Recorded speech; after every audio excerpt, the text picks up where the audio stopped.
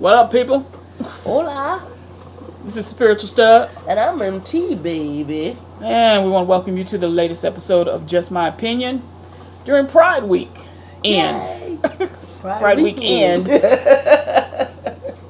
So, this week was, well, these past weeks were very interesting. I did get to attend an actual wedding, so that's why we weren't here last weekend. I was in Texas. I would say the great state, but I like it personally, but I don't like their politics. But they're warm. It's warm there. It's hot. It's hot there. The wedding was beautiful. Shout outs to the G's. Congrats again. Yes. It was beautiful, people. I don't even know how to explain how beautiful this wedding was. My wife got her face beat, and she was extraordinarily beautiful. They did some things to those women. They didn't even know who they were. That's how beautiful they were.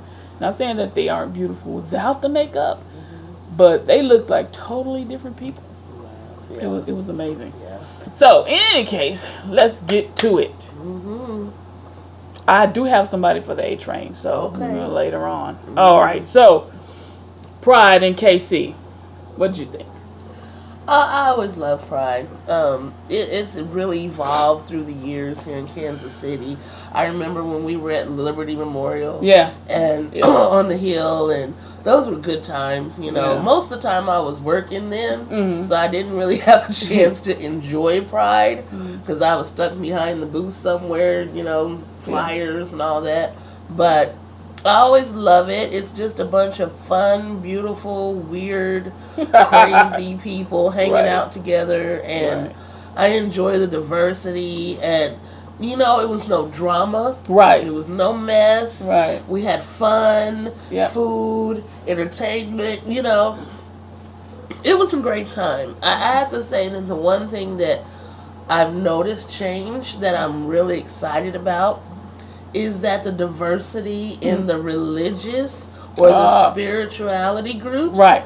Now, there was a point in time when literally all we had was MCC church. Yep.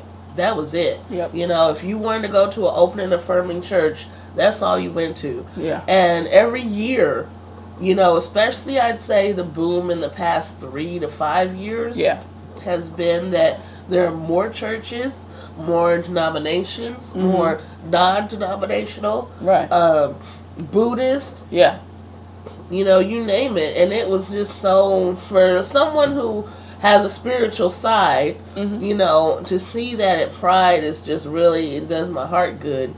And we talked to a lot of people at those booths, and they were so friendly and so nice, and you know, they're like, come on down. And I mean, they're no longer hiding who we are. Right. Because you remember how it used to be. Yeah. It's like, oh, you can come to our church, you know, but if you're going to bring your partner, you know, they were scared of us coming to church. Right. It was like, you can come, but you know, don't do anything that might draw attention. Right, right. And now, a lot of the booths we went to, the first thing out their mouth is, you know, we have a sign in the door that says we are open and affirming right there. You know, like, don't be afraid, come on in. They are just, you know, so open now. Right. And so I appreciate that. It's something I really enjoy that was been different in the past few years. It was really nice, and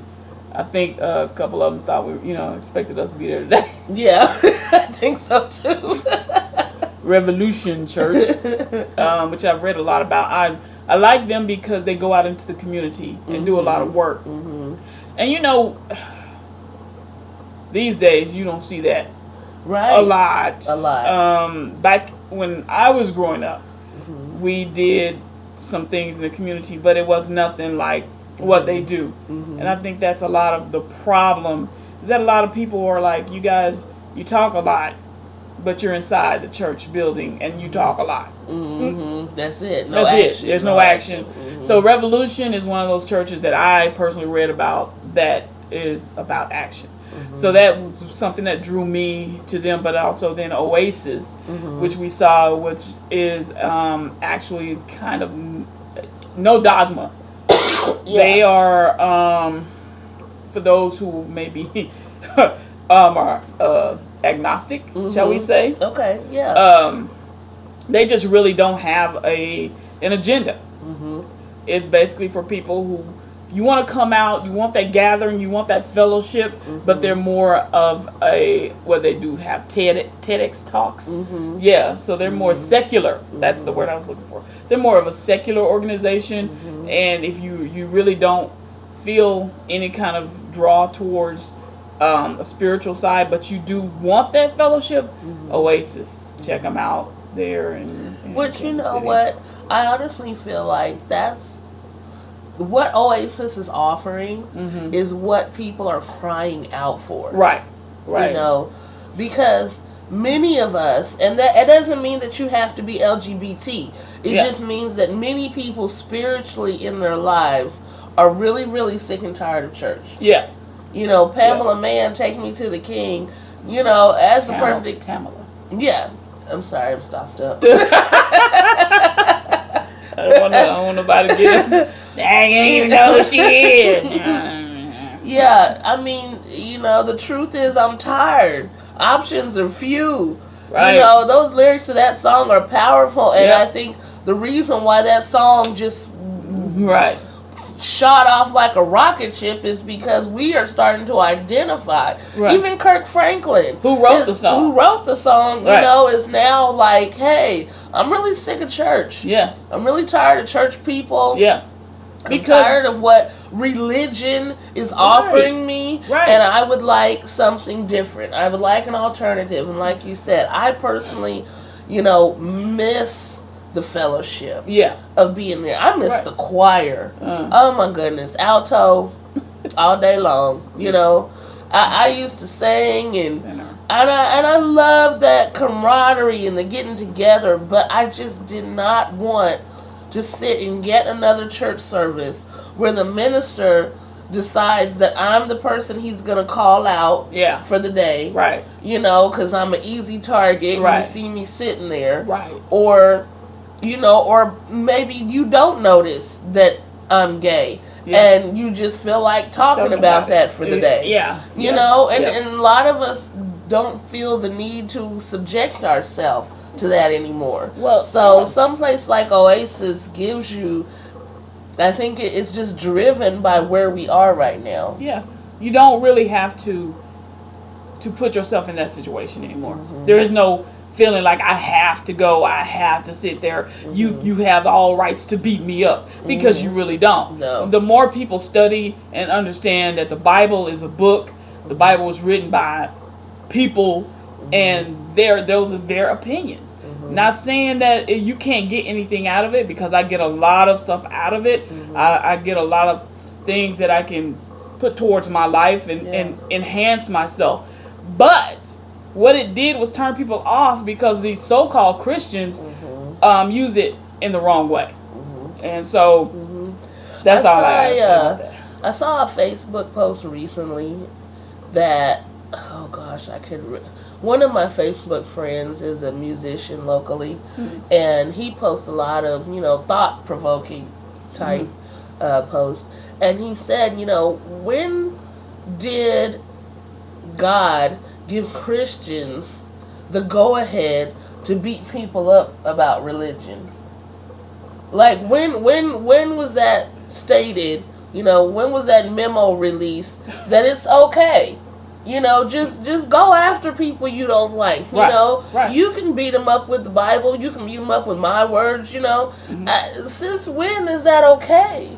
Like, every time we have an incident, you know, where some gospel singer or some minister says something, and then it's like, woo, the internet blows up, because it's like, you got this side who's saying, well, they have a right, and they're supposed to call people out, and they're supposed to, and then you have the other side that is like totally against it, and it's like, where's the compassion and the love and the empathy? And You know, we're just like at it, like cats and dogs. And it's just like, who gave people the permission to be mean? Speaking of, Westboro. I sent you the message, right? Westboro Baptist, for those who don't know, is a crazy church based on crazy religion. It's founded by a crazy man whose children are now crazy. Yes. Not all of them, because some of them escaped. Yeah. And that's how you know this was a crazy dude, because the children that escaped tell the story of what they went through, especially the son he experienced hell. It's a cult. And so their minds are so messed up now. They're standing outside the school, not even at the school. They're on the corner where the light is. You guys don't know what I'm talking about. Where the traffic signal is, with their signs. We didn't know who they were at first, because we were like, who's protesting at the school? You know, who's protesting right here? And then we saw God Hates Fags with the little rainbow poster. And we knew it's Westboro. It's nobody else. So we looked it up. My wife looked it up. I looked it up. And it was them. They had their little schedule of who they're going to be protesting.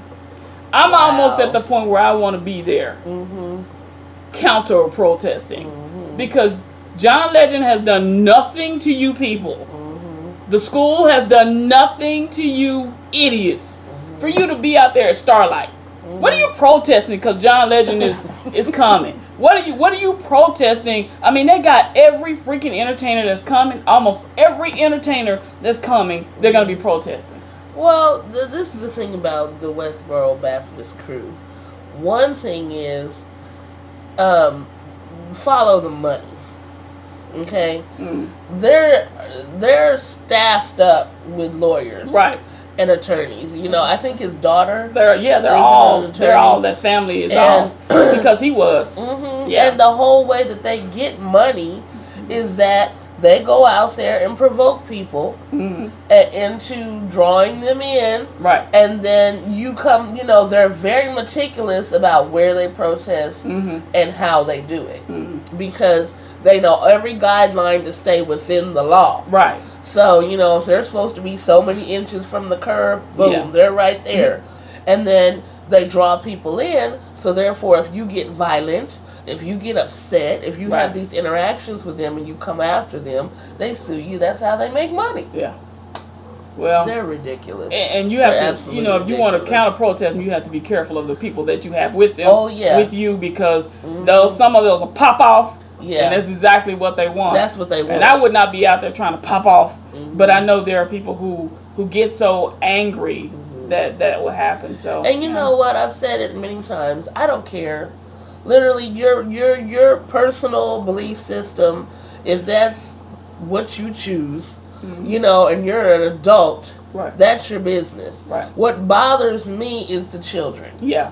Because the Westboro Baptist crew, they bring small children. Yeah. I mean, I've seen children as little, you know, that could barely carry the signs, 4 or 5 years old. They're kids, they're indoctrinated. That they've indoctrinated into this madness. Right. And it's just like, you know, as an adult, you have your choice. Right. You know, if you want to follow a cult leader, do it. Do it.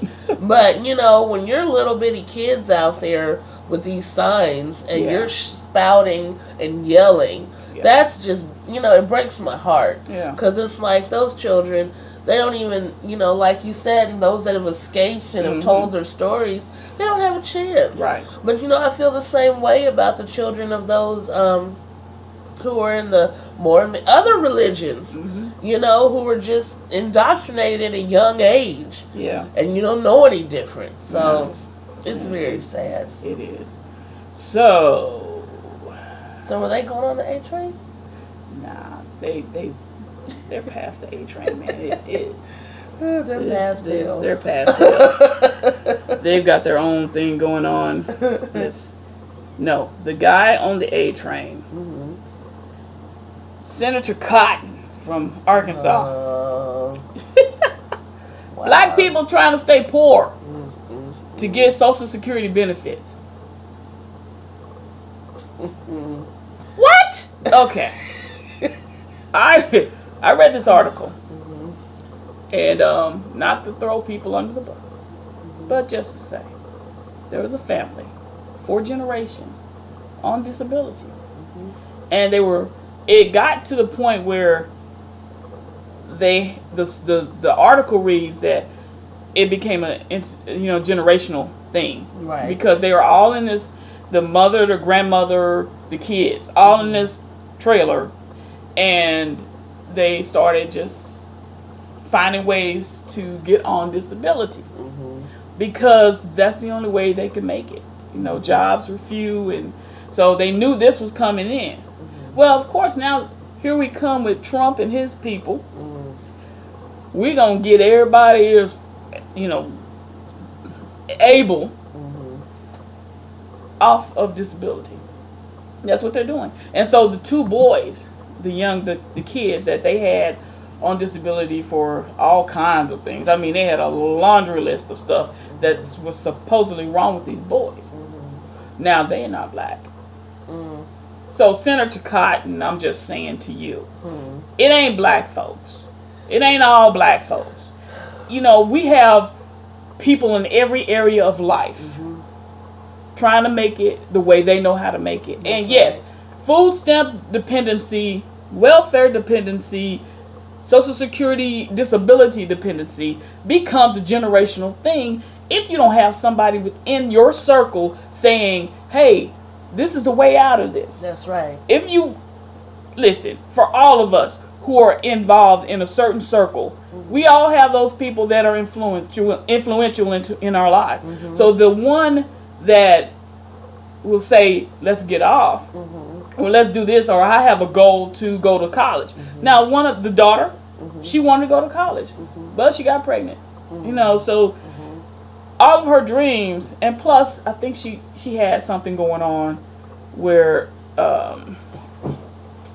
her mother kind of was discouraging because she was a little slow mentally or something like that. But in any case, when you have goals and dreams, you don't have anybody that's there to push you. That's right. Or to lean on. All you see are people that's doing this, getting the food stamps, getting them. If you don't ever see anybody doing something outside of that, that's what you think is normal. Yeah. And that's what you grow into.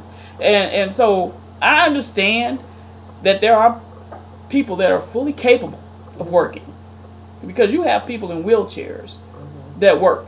Yeah. Blind people. You have people that have all kinds of things going on with them that work. That's right. So for people who are fully able, I believe, get off. Because guess who's paying for you? That's right. We're paying for you. But if you're not able, if there's things going on with you, I think that the government needs to be very careful about what they do and what they say. Yes. This dude, for what he said, just offended a whole race of people. Not a race, because the human race is it. But a whole group of people, by saying that we are trying to stay poor. Because, bruh, I am not trying to stay poor. Me either. That is not the goal. I don't want to always have to be worrying about money. That is the worst. It is. That's the worst kind of life. So for him to even open his freaking mouth and say something stupid like that, I can't. Well, the elitists in this country, those who truly have grown up with a certain measure of wealth, and those who, have never understood what it's like to live in poverty, Right.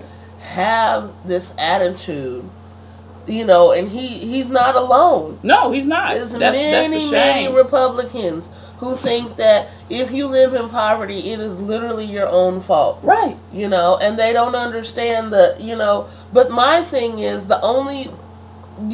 you can't make a person understand the struggle. No. Because the struggle is the struggle, and when you're in it, Right. things look a whole lot different than when you're not in the struggle. Right. Perspective wise, it's just like when I was going to college.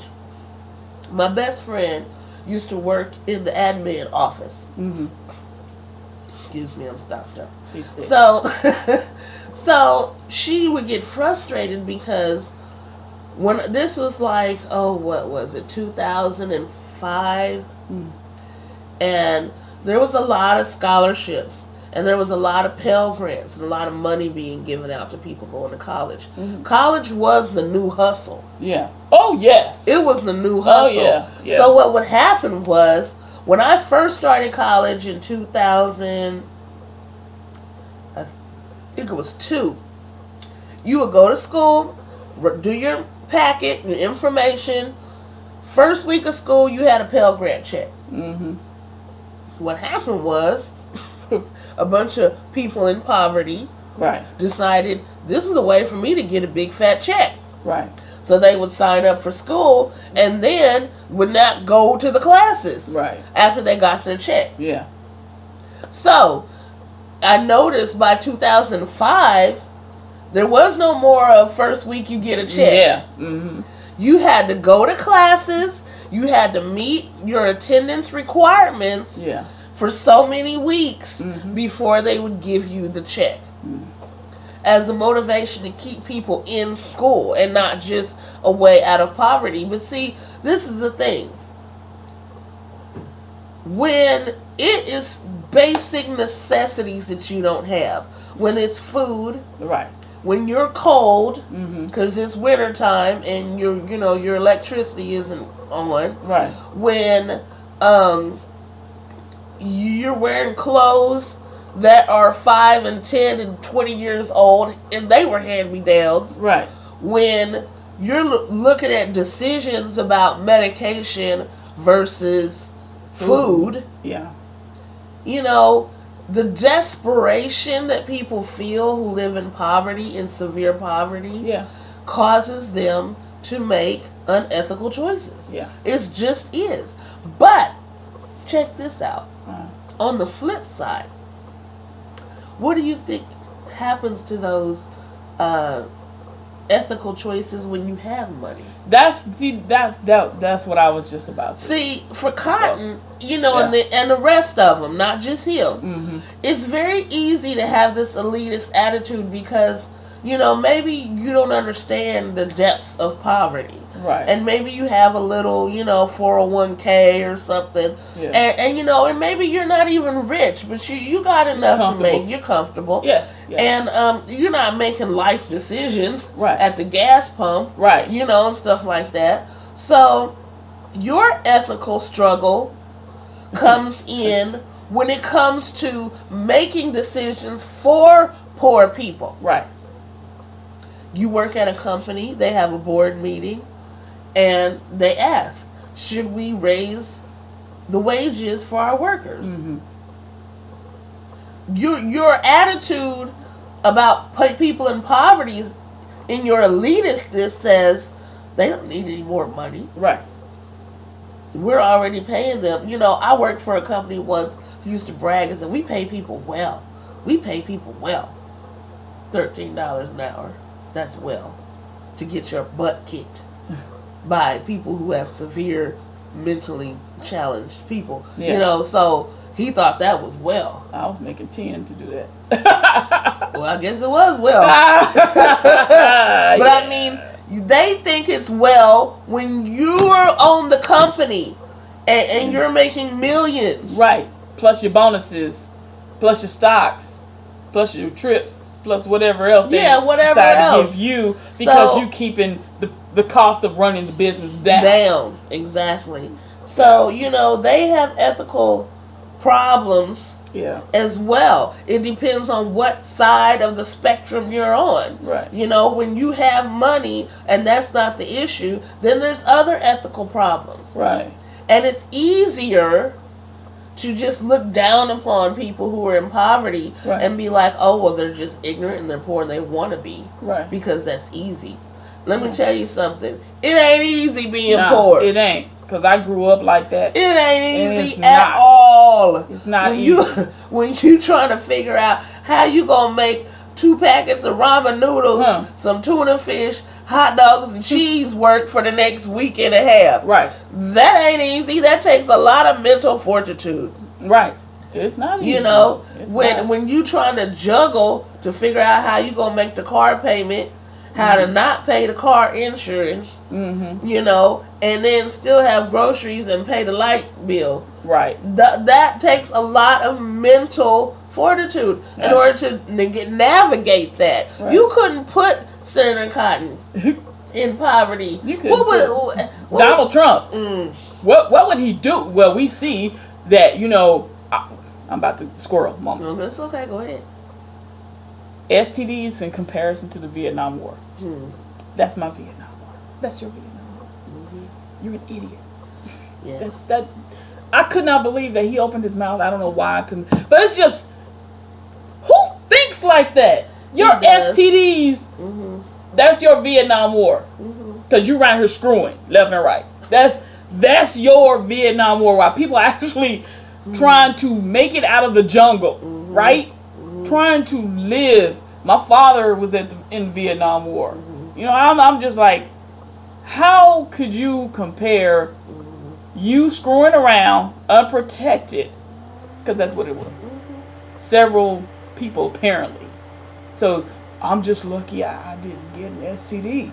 See, like squirrel. I said, you know what, it's funny, and then I'm off this topic, but I'm glad that excuse me, I'm glad that this new first world problems thing has come up. Because I think it does give us a moment to pause and realize what are real problems. Right. Because I know, like, in the drive-thru at some fast food, this happened to me Thursday. I'm in the drive-thru at McDonald's. And you know how you got the 2 lanes? And so you're supposed to, you know, you got your order, you're kind of listening for the other guy to see if he's ordered or not. So I had ordered, and I pulled up a little bit, and then he ordered. Well, he's in such a rush to get his food, he done droom, you know, like, right. He's like, let me hurry up and get up here and get my food, not paying attention to the fact I ordered before him. Right. So, which, you know, it's McDonald's. They got it figured out, and I ain't worried about that. But I'm thinking to myself, he's impatient at McDonald's. Like, dude, like, right. This is McDonald's. Right. This is like fast food. Right. Like, the longest I've ever probably been to McDonald's line was like 5 minutes, maybe 7 at the most. And it's just like your food is done instantly. You didn't have to go kill the cow. You had to peel a potato. You didn't have to go get no oil to fry, you know. Yeah. Like, you didn't have to go pick some Colombian beans for the coffee. You know, it is instant. And we are so comfortable with our luxuries and our little things that we have that, you know, he's impatient at McDonald's. That's a first world problem. Yeah. Seriously. Like, people in other countries, I love watching, like, Naked and Afraid and shows like that where it shows with people, the Alaskan shows. Oh my goodness, I'm going crazy over those. Because it's just like they live off the land. They have to hunt and fish for food. Yeah. Okay? Yeah, and don't pull it up to no drive-thru. It's like if you didn't get that caribou at caribou season, your ass is hungry. Right. Seriously. And then you out there ice fishing. 30 below degree weather, trying to pull some ice up out of that river. I mean, some fish out of that river. It's like, whoa, what first world problems, people, for real? Right. We have no clue. Not a clue. Not a clue. And I listened to this story, and then I'm gonna be done. I listened to this story about how there's a book, and I can't remember the title of the book, but it was about class, and it was about the white middle class, the how they ignored them and the problems and all this. So somebody said, well, you left out the black middle class, and she said, which to me was somebody who really paid attention. She said, black people know what it's like to suffer. They know what it's like to feel the way these people are feeling now. These people have never felt what they're feeling now. Mm-hmm. They didn't know how to react to it. They didn't know what to do. And so we got Donald Trump. Mm-hmm. Mm-hmm. Whereas we have been going through this for years. I mean, hundreds of years. We've understood the suffer. We've understood the pain. We don't like it, but we know what it is to go through it. Yeah. And so and not, but I'm going to be honest with you. When black people have conversations, this is something that comes up. Nothing matters until it happens to the white people. Mm-hmm. And that's true. That's the things that come up in our conversations, because that's what we see. We have struggled with so much stuff. Mm-hmm. I mean, it's unreal, the things that we have gone through. And then we hear people say, well, get over it. Mm-hmm. Okay, but now you guys are feeling it. Yeah. It's like drugs. When drugs infiltrated the black neighborhoods in the 70s, y'all didn't care. Mm-hmm. Nobody cared. Not saying that everybody was ignorant, ignoring it. But the majority of people, because you didn't feel that, it didn't bother you, you didn't even pay attention. Mm-hmm. So now we've got the opioid addiction. Mm-hmm. Oh, you see on TV now, I'm addicted. I have a problem. Mm-hmm. Nothing changed until you listened and understood. Mm-hmm. Yeah, but see, our neighborhoods were decimated. Mm-hmm. Our people are locked up for these same issues because they have a problem. So when she said that, I thought, true. Mm-hmm. True. Exactly. These people did not know what hit them. Yeah. It came out of left field. Mm-hmm. And when it did, they was like, oh my God. And it's Obama's fault. Mm-hmm. Thanks, Obama. Mm-hmm. No, it's not Obama's fault. Mm-hmm. This is the result of a lot of goings on in Washington. A lot of goings on with the laws. And y'all got to understand, big business took jobs. Put them over in other countries, including your president. Including him, yes. So for you guys to say, well, he's a businessman, he want to understand this. He's one of those that took your job and sent it over. Now he's talking about America first. But I bet you, baby, believe me when I tell you, he still got companies. Oh, yeah. Him and Ivanka. Trump now, Towers. I don't have anything against her because she can't help who her daddy is. You can't help who your daddy is. She can't help it. And she's still trying to be supportive where she was. People just look at her like, it's your fault. It's your fault. You need to rein in your daddy. You need to rein him in. How many of y'all got that daddy that gets drunk and you can't rein him in at all?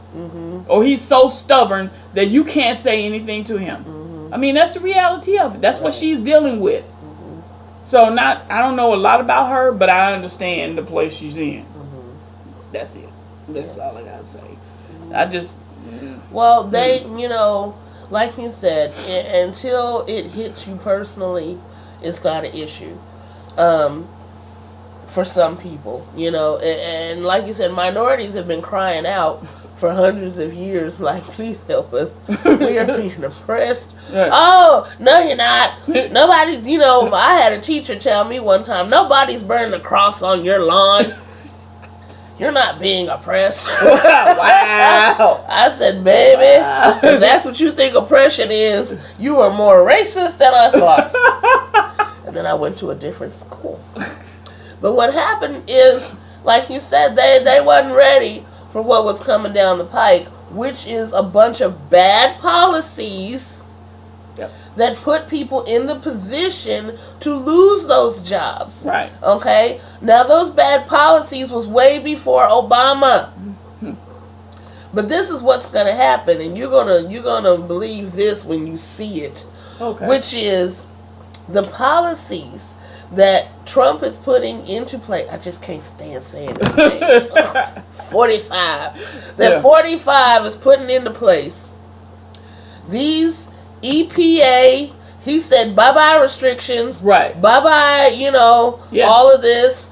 Give everybody jobs. Which, in your heart, if you're without a job, which is ironic, talking about making bad decisions. Yeah. If you're without a job, you're going, hey, bring it on. I don't care if the power plant, wants us to work with whatever mercurium or whatever, right. and we don't have goggles and protective. Right. Because they'll be Just like, give me a job. Right. I need some money. I need to work. Okay. Right. And I don't want to learn how to do the new stuff. And I don't want to do that. Yeah. So, okay, you're going to get this job. And then when you got half an ear, looking like Van Gogh, and your hair's falling out, and, your vision's leaving. Now you got tumors and polyps everywhere because nobody was regulating these places. Then you might stop and think that maybe this wasn't such a great idea. But some people, you just can't tell them stuff. You got to let them see for themselves. Right. Them poor coal miners, they know health problems. Yet. Who want to go work in coal? They still do. Who want to go, when you can go make a wind turbine or a solar panel in a nice clean factory, want to go down there and work and dig up coal? They still do. Okay. They still do. All I got to say is your president going to make a way for you to get a job. He is. You're going to get your coal miners. You're going to get some jobs. You're going to get a few. Now, he's bragging that he's got 1 million jobs. He didn't do that.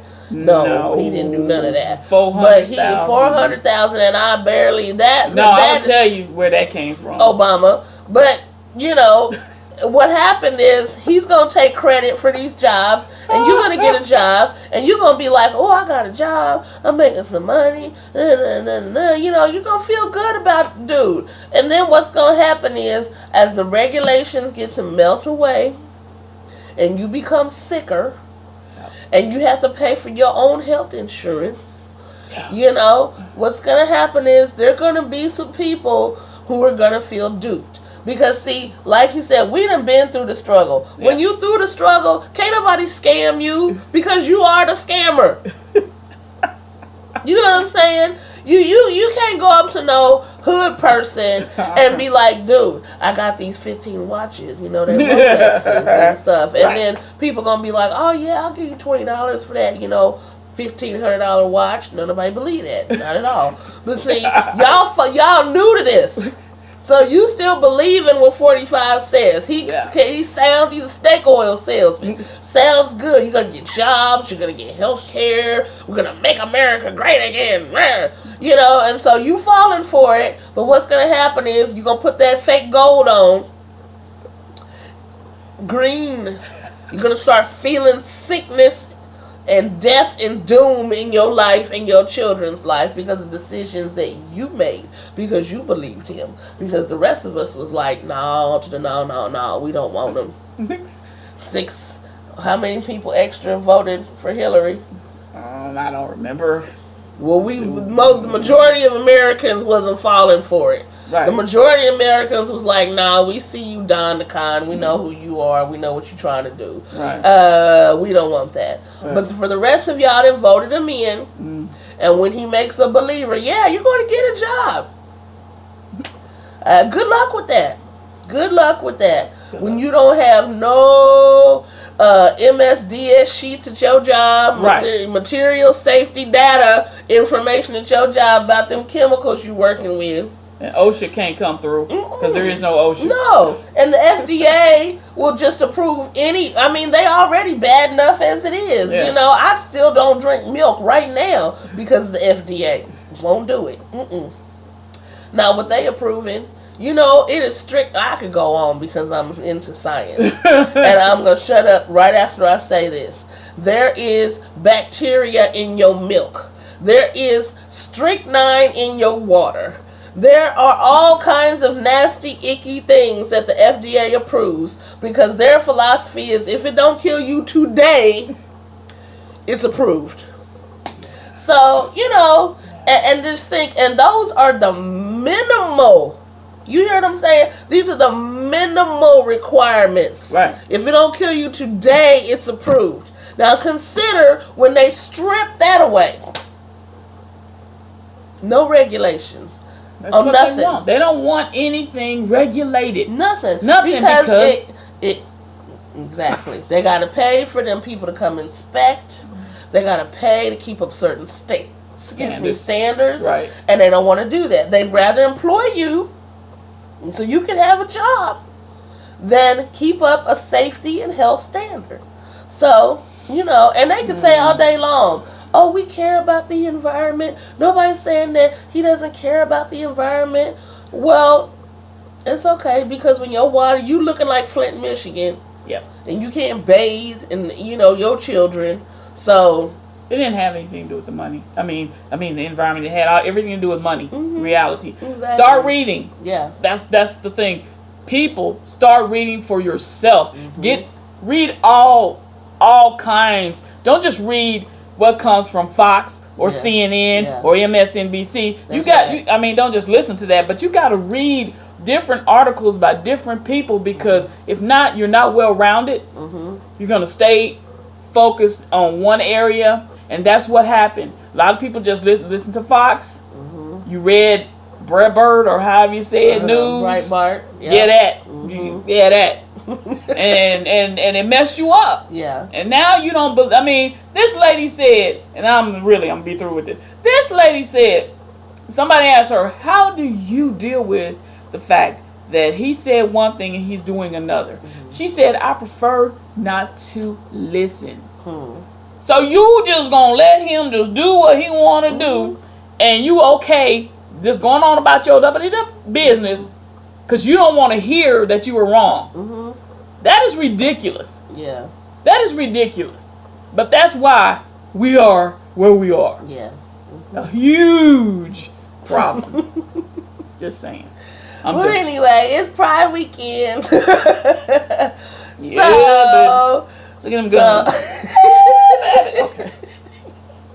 Proud. Yeah. Okay. So we hope that everyone has a safe and enjoyable weekend out there. There's a lot of other prides going on in other cities. Yep. And we want you to enjoy yourself and just be proud and out. And you know what? Tomorrow is never promised. Right. It isn't. So we try to enjoy each day. I know personally I try to enjoy each day. Yeah. And smile and laugh and have a good time. And yes, we do get political. And yes, we talk about things. But you know what? It's always a good day on this side of the dirt. Okay? So, we want to say happy Pride to everyone. And have a good time. Enjoy. Take part of the festivities. I know that this evening they're having... is it at Boulevard Nights? They're having a day party instead of a night party. So it's like from 5 to 9 at the club. Are you going? No, I'm going to eat. That's right, you're going to eat. That's right, I forgot. But we love our listeners. We ask that you please keep listening. Please tune in. Tell a friend about our podcast. We're continuing to grow. We're live now. You get to see us. And we just appreciate every single one of you, And we know that this is just our opinion. So please leave us yours. We'd love to talk about what you want to talk about. Yeah. We do this for you. Yep. We've been saying that from the beginning. That's right. I'm still waiting.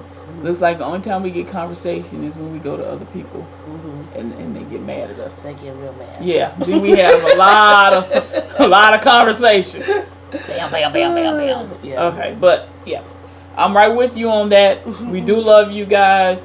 We appreciate you. We just want you to know that we are fighting out here, that we're paying attention to what's going on.